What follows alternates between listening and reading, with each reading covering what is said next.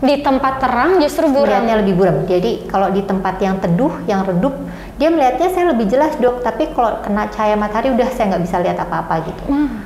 Jadi memang ada beberapa gejala yang dirasakan oleh penderita. Tapi pada umumnya sih secara umum kita bilang buram atau seperti melihat asap. Lebih nyaman gitu ya dok ya, Iya, untuk betul. operasi dan pengobatannya.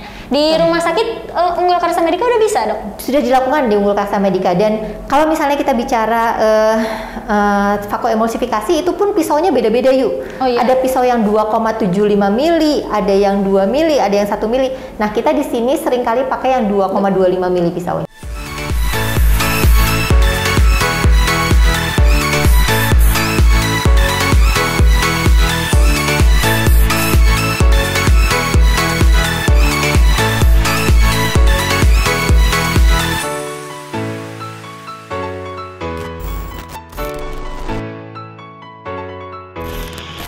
Sobat Unggul, balik lagi di Unggul Podcast, ngobrol sehat untuk kita semua. Balik lagi sama aku, Ayu Oktavia, dan kali ini kita sudah kedatangan lagi dokter spesialis mata di Rumah Sakit Unggul Karsa Medika. Ada Dokter Radia Sunarti, spesialis mata. Halo dok. Halo Ayu. Gimana kabarnya dok? Baik, alhamdulillah. Alhamdulillah. Ya dok, selamat datang lagi di podcast kita. Waktu itu kita udah pernah bahas tentang kesehatan mata ya dok. Betul. Ya. Dan sudah banyak sekali topik yang kita obrolkan waktu itu. Iya. Tapi ternyata masih banyak nih dok, sobat unggul semua yang masih penasaran dengan katarak dok. Betul. Nah kira-kira untuk katarak sendiri itu sebetulnya apa sih dok? Nah, jadi katarak itu adalah kekeruhan pada lensa. Lensa itu adalah salah satu bagian dari mata manusia yang merupakan kita katakan sebagai media refraksi. Media refraksi itu adalah bagian-bagian di mata yang bersifat jernih sehingga dapat mengantarkan bayangan dengan jelas. Nah, katarak ini adalah bagian yang seringkali mengalami kekeruhan, yaitu bagian lensa. Lensa itu ada di sebelah dalam sehingga kalau dari luar memang tidak kelihatan. Gitu yuk. Jadi katarak itu kekeruhan pada lensanya. Betul, itu ya dok ya. kekeruhan pada lensanya. Ya. Kalau untuk ciri-cirinya sendiri kira-kira apa sih dok? Bisa kita lihat kah atau enggak gitu? Oke, jadi kalau katarak ini kan ada beberapa macam, tergantung lokasinya dan tergantung jenisnya. Katarak itu sendiri terbagi menjadi ada katarak nuklear, katarak lentik, katarak yang bentuknya kerak, dan katarak optikal. Ada katarak yang ketika matang dia warnanya putih. Putih. Nah, putih. Kalau misalnya katarak putih itu bisa dilihat secara kasat mata di bagian tengah dari mata kita, di bagian tengah pupil. Oh iya. Bagian tengah anak-anakan mata. Tapi jenis-jenis katarak yang lain bisa jadi kita nggak bisa lihat. Keluhan yang dirasakan oleh pasien adalah buram. Kemudian sensitivitas kontrasnya berkurang. Maksudnya biasanya dia kalau melihat di tempat gelap jadi nggak jelas. Iya. Kemudian perubahan warna tuh warna-warna rasanya menjadi lebih gelap. Dan satu lagi ada jenis katarak yang kalau di tempat terang justru dia melihatnya lebih buram. Di tempat terang justru buram. Melihatnya lebih buram. Jadi kalau di tempat yang teduh, yang redup, dia melihatnya saya lebih jelas dok. Tapi kalau kena cahaya matahari udah saya nggak bisa lihat apa-apa gitu. Jadi memang ada beberapa gejala yang dirasakan oleh penderita. Tapi pada umumnya sih secara umum kita bilang buram atau seperti melihat asap. Kalau untuk pemeriksaan sendiri, kira-kira pemeriksaan katarak itu seperti apa dok? Jadi secara umum pemeriksaan katarak itu akan melalui pemeriksaan mata yang biasa, yang standar. Maksudnya kita periksa dari mulai tajam penglihatan atau seberapa jauh dia masih bisa melihat. Kemudian kita periksa tekanan bola matanya. Kemudian kita periksa dengan slit lamp. Slit lamp itu adalah alat jimatnya dokter mata untuk melihat anatomi bola mata secara keseluruhan. Kalau misalnya terjadi katarak, biasanya tajam penglihatan akan turun karena dia terhalang. Kemudian tekanan bola mata bisa naik karena ada gangguan-gangguan yang menyebabkan gangguan sirkulasi cairan di dalam bola mata. Kemudian dari slit lamp saya akan bisa melihat di mana terjadinya kekeruhan di dalam pada lensa itu gitu. Oh, jadi memang nanti ada alat-alat tertentu untuk pemeriksaannya. Betul, gitu ya dok ya? Betul. Nah kalau misalnya nih dok, ada misalnya Ayu nih, oh ada ciri-ciri katarak, terus misalnya datang, nah kira-kira apakah langsung semua pemeriksaan itu atau ada tahapannya dulu, pemeriksaan apa dulu gitu dok? tahap pemeriksaan dasarnya akan langsung dilakukan semua. Jadi mulai dari tajam penglihatan, tekanan bola mata, dan pemeriksaan slit lamp atau anatomi bola mata. Itu akan dilakukan pada saat pemeriksaan pertama. Oh, berarti langsung semua gitu. Langsung semua, dan kita akan langsung bisa mendiagnosa adanya katarak atau tidak dari pemeriksaan standar di poli mata. Oke. Nanti setelah pemeriksaan baru mulai dari dokternya menentukan apakah betul ini katarak atau mungkin adanya kondisi lain gitu ya, Iya, Dok ya? betul, yuk, betul. Oke. Kalau untuk katarak sendiri ini Dok, kan biasanya memang terjadi pada usia tua gitu Dok. Nah, tapi sebetulnya apakah memang ada gitu, misalnya yang masih muda juga bisa aja katarak atau gimana Dok? Nah, iya betul. Jadi katarak itu berdasarkan teori memang jumlah terbanyak adalah katarak senilis atau katarak pada orang tua. Dari teori dikatakan katarak senilis ini akan terjadi di atas usia 40 tahun. Kenapa terjadi? Karena dia adalah proses degeneratif. Degeneratif itu adalah suatu kejadian di mana ketika pertambahan usia, metabolisme jadi nggak bagus, ada perubahan-perubahan dalam tubuh kita. Misalnya kayak uban. Saya sering mengumpamakan katarak senilis itu dengan uban. Suatu saat semua orang akan ada, cuman kita nggak tahu di usia berapa. Tapi itu yang terbesar. Sementara katarak itu sebetulnya bisa terjadi pada usia berapapun. Usia berapapun, pada termasuk usia berapapun, bayi? Termasuk bayi baru lahir. Saya memeriksa bayi-bayi baru lahir cukup banyak, dan saya pernah menemukan beberapa pasien bayi baru lahir dengan katarak. Kemudian bisa juga di usia perkembangan atau katarak developmental. Kemudian bisa juga di usia-usia dewasa muda. Saya juga pernah menemukan dan melakukan tindakan-tindakan pada pasien-pasien dengan usia 20-an, 30-an gitu. Masih sangat muda gitu ya Dok ya? Betul, jadi katarak ini bisa terjadi pada usia berapapun sebetulnya, walaupun porsi terbesarnya ada pada katarak senilis atau pada orang tua. Iya, kalau pada orang tua mungkin kita sebut juga faktor U gitu ya Dok ya? Betul yuk. Iya. Nah kalau misalnya berarti kan dari muda, dari bayi aja gitu bisa kena gitu ya Dok ya, katarak. Kira-kira ini penyebabnya apa sih Dok? Kalau katarak pada orang tua seperti tadi saya bilang itu adalah degeneratif karena perubahan-perubahan metabolisme yang menyebabkan lensa tidak bisa jernih lagi. Tapi kalau pada usia-usia muda bisa jadi karena faktor-faktor lain. Faktor luar itu misalnya obat-obatan yang kita minum, obat-obat yang mengandung steroid misalnya, atau pemakaian obat tetes terus-menerus yang mengandung steroid itu juga bisa menyebabkan katarak. Oh, justru itu bahaya ya Dok ya kalau terus-menerus? Iya, nggak boleh. Jadi pemakaian obat tetes sembarangan itu sangat tidak disarankan.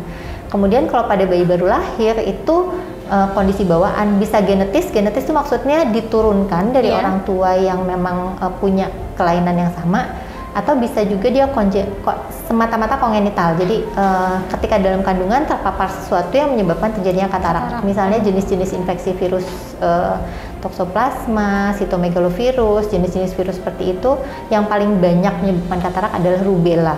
Rubella? Iya.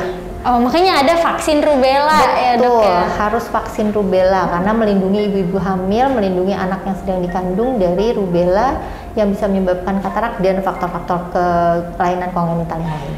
Nah Dok, tadi kan selain kita memeriksakan diri, mungkin nanti kalau misalnya udah didiagnosis iya nih memang katarak, berarti kan perlu adanya pengobatan gitu ya Dok ya. Nah kira-kira kalau katarak sendiri memang bisa diobati atau memang ada gimana gitu langkah pengobatannya gitu, ada nggak Dok? Memang biasanya kalau ke dokter kemudian dikatakan oh katarak tapi masih tipis gitu, biasanya memang kita kasih obat. Tapi obat itu kan katarak tuh tadi kita udah bicara bahwa lensa yang mengalami kekeruhan. Nah obat-obat yang kita berikan itu memang tidak bisa merubah kekeruhan itu menjadi jernih lagi. Sampai sekarang belum ada obatnya. Kadang-kadang diklaim bahwa beberapa obat itu hanya mempertahankan atau menunda operasi. Jadi mempertahankan kataraknya segitu aja atau menunda operasi. Pada akhirnya katarak itu akan menjadi istilah zaman dulunya matang gitu, sehingga kita tetap harus operasi. Atau kalau mau kita katakan bahwa pengobatan katarak yang paling tepat adalah dengan pembedahan, kita ambil lensanya gitu. Oh, jadi kalau misalnya obat-obatan itu hanya untuk menunda gitu ya Dok, sementara waktu obat-obatan itu. Jadi kalau berharap bahwa dengan obat nanti kataraknya hilang tuh nggak bisa. Nggak bisa, tetap harus dengan pembedahan. Betul. Berarti harus dengan operasi gitu ya Dok ya. Nah, untuk operasinya sendiri kira-kira operasi katarak itu seperti apa Dok? Tadi kan katanya lensanya yang diambil. Lensa diambil. Kayak gimana gitu Dok operasinya? Nah, jadi memang pada saat operasi katarak itu kita mengambil lensa, tapi lensa itu tidak kita ambil semuanya yuk. Lensa itu terdiri dari cangkang atau kulit dan isinya. Yang kita ambil hanya isinya aja, Kemudian kantongnya itu kita isi dengan lensa buatan sehingga pasien bisa melihat jelas lagi. Kalau misalnya zaman dulu katarak itu diambil lensa itu semuanya seluruhnya, kemudian dikasihlah kacamata setebal pantat botol itu zaman dulu. Oh iya. Karena belum ada lensa tanam. Kalau sekarang ada lensa tanam. Nah kemudian perkembangan selanjutnya adalah kalau zaman dulu yang namanya katarak itu irisannya besar. Jadi setengah dari kornea itu bagian hitam mata kita ya, itu setengahnya dipotong, digunting, kemudian lensanya kita tarik semuanya, kemudian kita masukkan lensa buatan, kemudian dijahit. Biasanya ada 5-7 jahitan, sehingga pemulihannya lama sekali. Nah sekarang teknik yang terbaru adalah vakoemulsifikasi namanya. Vakoemulsifikasi. Iya, vakoemulsifikasi seperti yang kita pakai di sini juga adalah suatu teknik bedah katarak modern di mana kita menggunakan tenaga ultrasonik untuk menghancurkan lensa. Jadi luka yang dibuat kecil, kalau tadi kan setengah lingkaran kornea. Kalau sekarang apalagi yang kita pakai di sini tuh hanya 2 mili, 2,25 mili lukanya. Segini? Nah, lukanya 2 mili. Kemudian ada alat yang masuk, si kapsul lensanya kita kupas, kita kupas sedikit, kemudian setelah terkupas kita sedot isinya, jadi isinya tuh dihancurkan dan dihancurkan oleh ultrasonik. Jadi bukan diambil gitu ya? Bukan diambil utuh, jadi dihancurkan kemudian disedot. Nah sesudah bersih, kemudian kita masukkan lensa buatan dalam kondisi terlipat di dalam, setelah di dalam baru dia terbuka lensanya. Sehingga lukanya itu memang 2 mili. Yang pertama untuk pasiennya pasti lebih nyaman, tidak sakit, kemudian pemulihan juga lebih cepat, risiko infeksi lebih kecil gitu. Lebih nyaman gitu ya dok ya? Iya untuk betul. Operasi dan pengobatannya. Di rumah sakit Unggul Karsa Medika udah bisa dok? Sudah dilakukan di Unggul Karsa Medika, dan kalau misalnya kita bicara vakoemulsifikasi itu pun pisaunya beda-beda yuk. Ada pisau yang 2,75 mili, ada yang 2 mili, ada yang 1 mili. Nah kita di sini seringkali pakai yang 2,25 mili pisaunya. Nah mungkin untuk sobat Unggul semua yang barangkali ada keluarga atau kerabatnya yang katarak kemudian ingin operasi vakoemulsifikasi di sini di Rumah Sakit Unggul Karsa Medika, kira-kira gimana dok langkah-langkahnya? Oke, jadi langkahnya biasanya pertama kali pasien datang, kemudian kita periksa tadi pemeriksaan dasar, kita temukan ada katarak. Setelah didiagnosa dengan katarak, kita akan lakukan pemeriksaan, kita kan akan memutuskan, oh ini harus dioperasi misalnya. Setelah harus dioperasi, kita harus ukur lensa yang dipasang itu berapa. Karena lensa itu ukurannya beda-beda. Ada rata-rata orang normal yang tidak berkacamata itu antara 18 sampai plus 20 dioptri. Tapi kita sudah memasang di sini mulai dari 9 sampai 26 tuh udah pernah kita pasang lensanya. Kapan kita menentukan ukurannya berapa? Itu ada teknik pemeriksaannya namanya biometri. Biometri. Jadi pasien yang akan operasi katarak itu akan diperiksa biometri untuk menentukan lensa yang akan ditanam.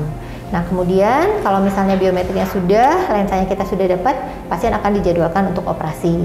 Gitu. Langkahnya mudah berarti ya dok ya? Simpel banget yuk. Nah untuk sobat Unggul semua tuh yang mau operasi sama dokternya langsung bisa datang ke Rumah Sakit Unggul Karsa Medika ya. Iya. Dok tadi kan katanya pemulihannya juga sangat cepat kalau vakoemulsifikasi. Nah kira-kira memang pemulihannya itu seberapa lama dan seperti apa gitu dok? Nah ini tergantung dari kekerasan, jadi tingkat kekerasan katarak pada saat kita operasi. Makanya dengan teknik vakoemulsifikasi sangat tidak ideal dilakukan, bisa, tapi kalau misalnya kataraknya udah mateng tuh kayak zaman dulu itu keras banget. Jadi kalau misalnya kita harus hancurkan dengan power tertentu, kalau kataraknya semakin keras, powernya juga semakin besar. Ketika powernya semakin besar, trauma jaringan juga semakin besar. Nah kemarin itu sebagai contohnya kita mengoperasi 5 pasien. 2 pasien besoknya langsung melihat 100%. Jadi langsung jernih lagi? Langsung jernih, pasiennya datang, wah semuanya kelihatan dok gitu. Karena mereka operasi pada waktu yang tepat. Maksudnya kekerasan kataraknya itu sesuai dengan mesinnya, sehingga trauma jaringannya sangat minimal. Besoknya mereka sudah bisa melihat dengan jelas. Berarti 24 jam gitu 24 jam sudah melihat 100%. Pemulihannya sudah 100% dalam 24 jam. Tapi ada juga pasien yang datang dengan katarak yang sangat keras, kemudian kita operasinya juga lebih sulit dan lebih lama. Datang dengan penglihatan yang hanya maju, jadi tadinya cuma ngelihat bayangan, majunya cuma 1 meter karena si korneanya jadi keruh akibat tingginya trauma oleh vakoemulsifikasi itu. Tapi nggak usah takut, yang seperti itu tuh biasanya dalam waktu seminggu juga akan melihat jelas juga. Seminggu? 1 minggu. Wah berarti cepat banget pemulihannya 1 minggu ya? Itu untuk katarak yang keras, makanya saya selalu menyarankan pada pasien bahwa jangan tunggu sampai buram. Karena ketika burem, operasi kita semakin sulit, tingkat kesulitan semakin tinggi, pemulihan semakin lama gitu.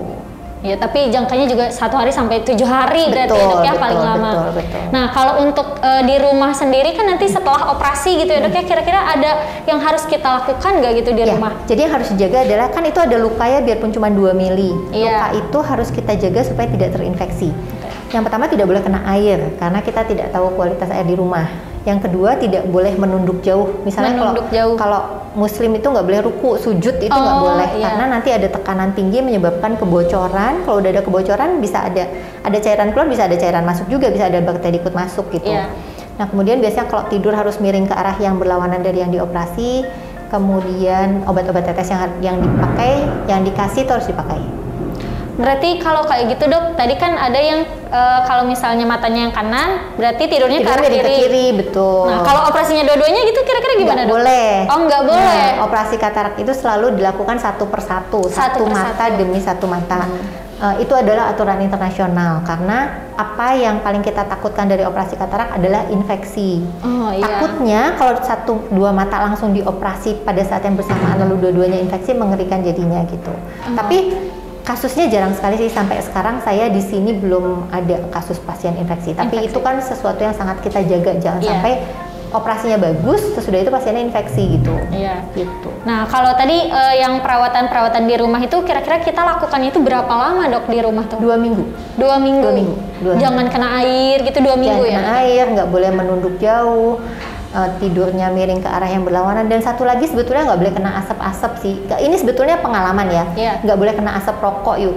Oh gitu dok. Kalau kena asap rokok, beberapa pasien mengalami infeksi atau peradangan yang agak berat. Tapi itu dari pengalaman ya, maksudnya secara teorinya sih saya harus cari lagi gitu, ini dari pengalaman aja. Tapi emang sih dok, kalau misalnya kita nih mata yang normal aja kan kadang kena asap emang suka perih ya dok ya, apalagi habis operasi. Wah, berarti banyak sekali gitu ya dok ya yang kita bahas tentang katarak ini. Dari mulai usia juga tadi ternyata masih muda juga bisa kena gitu ya dok ya. Bisa. Nah, kira-kira untuk katarak ini sendiri bisa nggak sih kita cegah dok? Untuk jenis-jenis tertentu kita cegah kalau dia penyebabnya yang saya bilang tadi, misalnya obat minum yang mengandung steroid. Biasanya kalau obat minum steroid itu kan pada pasien-pasien alergi, kalau tidak terhindarkan ya mau apa lagi gitu. Atau yang kita takutkan, seringkali kita temukan adalah jamu-jamuan atau obat-obatan yang kita tidak tahu komposisinya, kita harus hati-hati pokoknya. Nah, kemudian obat tetes juga, obat tetes tuh nggak boleh sembarangan, karena kalau misalnya kita tidak tahu komposisinya apa, fungsinya untuk apa, mata merah, tetes aja segala macam di tetes yang kita nggak tahu apa, itu juga nggak boleh. Yang bisa dicegah hanya itu sih, jadi katarak yang memang ada penyebabnya. Tapi kalau yang kongenital dalam kandungan, ya mungkin tadi kalau yang untuk rubella itu kan vaksin pasti untuk orang tuanya. Kalau yang genetis biasanya kita agak sulit untuk menghindari. Kemudian katarak yang senilis atau pada orang tua, biasanya kita menunda itu dengan yang pertama, kalau misalnya kita kena cahaya matahari. Jadi katarak itu juga ada faktor lingkungannya, yaitu cahaya matahari dan intake makanan yang baik, termasuk rokok itu tadi. Rokok juga mempercepat katarak, kemudian paparan cahaya matahari secara langsung mempercepat katarak. Makanan yang kurang mengandung antioksidan juga menimbulkan suatu kondisi yang memungkinkan katarak itu muncul lebih cepat. Tapi kalau katarak senilis memang tidak mungkin dicegah, dia pasti akan muncul, cuman kita nggak tahu usia berapa gitu. Iya, tapi berarti kalau kita nih yang masih muda-muda, cara mencegahnya ya pasti menjaga mata itu sendiri ya dok ya. Kalau misalnya udah mulai matanya kering atau gatal atau ada keluhan mata, ya sebaiknya konsultasikan dengan dokternya. Nanti akan ada obat-obatan yang tentunya cocok kalau misalnya dari dokter gitu, nggak sembarangan. Jadi jangan sembarangan mata gatal ke apotik atau kemana dapat obat dari temen misalnya gitu. Padahal obatnya kita nggak tahu aman atau enggak gitu. Jadi konsultasikan dulu gitu ya. Nah dok, kita di sini juga udah lempar pertanyaan di Instagram dan udah banyak banget nih dok ternyata yang bertanya. Kita mau bahas satu-satu ya. Boleh. Untuk katarak ini ada pertanyaan dari, ini lucu banget sih dok namanya, Anwar Girls katanya. Oh baiklah. Pertanyaannya, Dok, apakah mata katarak setelah dilakukan operasi akan muncul kembali? Bisa katarak lagi atau enggak? Jadi katarak lagi sih nggak bisa, karena kan tadi kita ambil kan isi lensanya, dia nggak mungkin terbentuk lagi tuh si kataraknya ketika sudah kita ambil. Tapi ada yang namanya katarak sekunder yuk. Katarak sekunder itu adalah di cangkang yang tersisa itu terbentuk kerak kekeruhan. Itu bisa.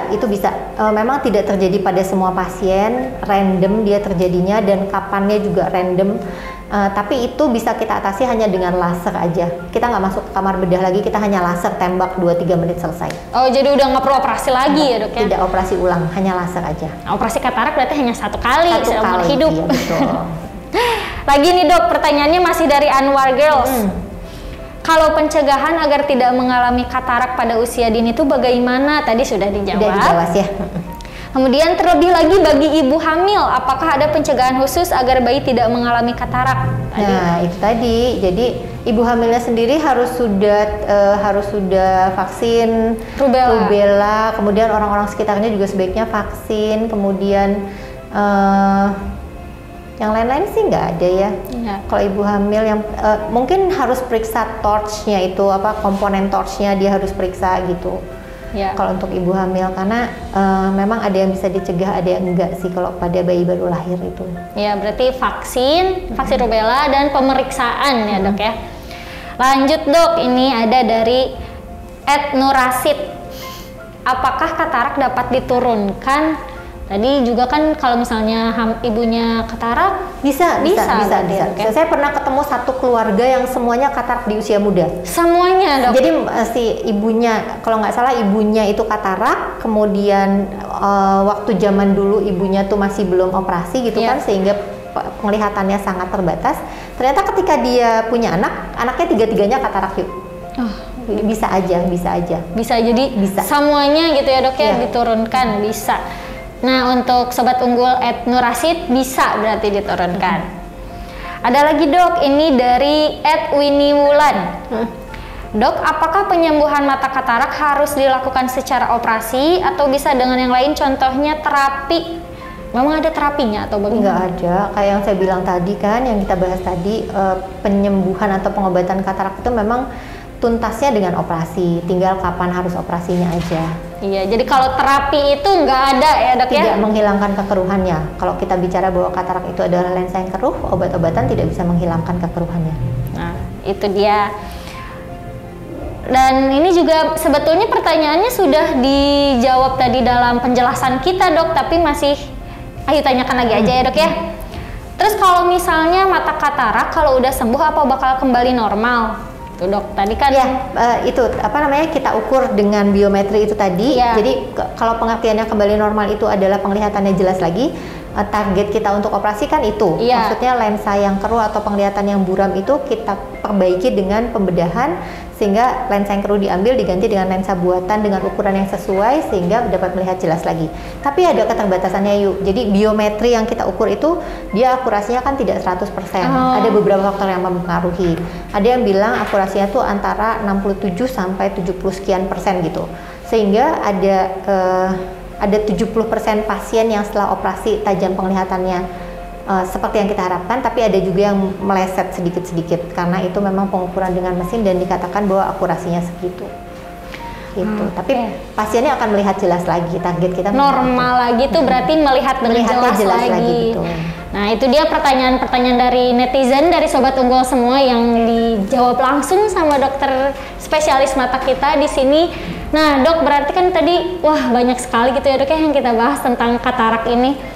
Mulai dari katarak itu apa, kemudian di usia berapa, pengobatannya bagaimana, dan lain-lain. Kira-kira nih dok, ada nggak sih tips ataupun yang bisa dokter sampaikan untuk sobat unggul semua di rumah tentang katarak ini? Oke, jadi yang pertama sih karena yang paling banyak adalah katarak senilis atau pada usia tua.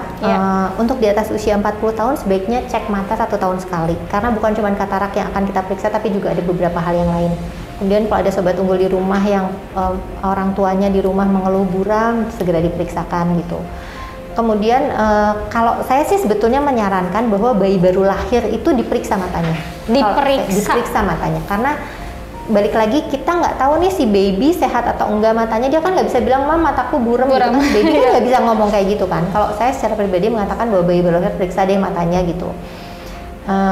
Selain itu anak-anak juga ini kan kalau untuk di atas kurang dari 40 tahun sifatnya kan screening jadinya kan. Nah screening itu biasanya ditemukan pada pemeriksaan mata yang rutin. Jadi pemeriksaan mata itu kan memang disarankan pada sebetulnya kalau anjuran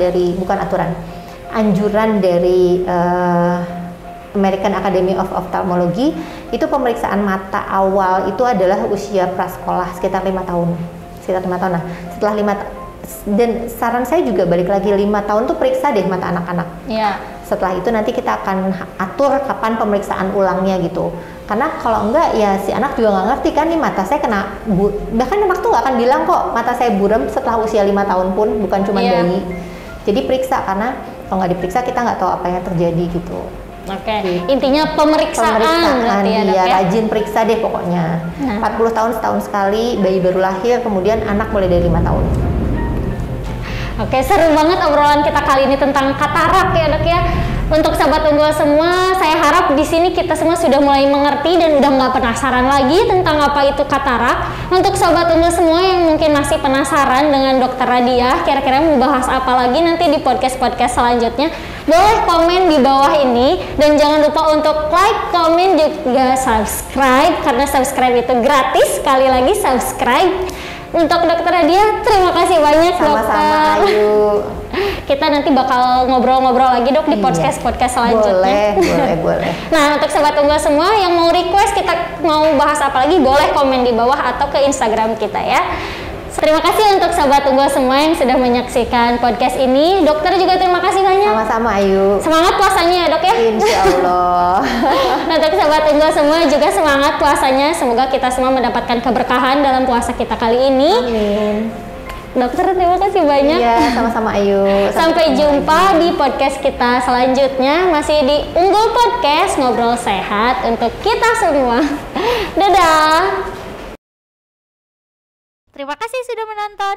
Jangan lupa like, komen, dan subscribe channel YouTube RS UKM. Nyalakan juga tombol notifikasinya. Ting ting ting.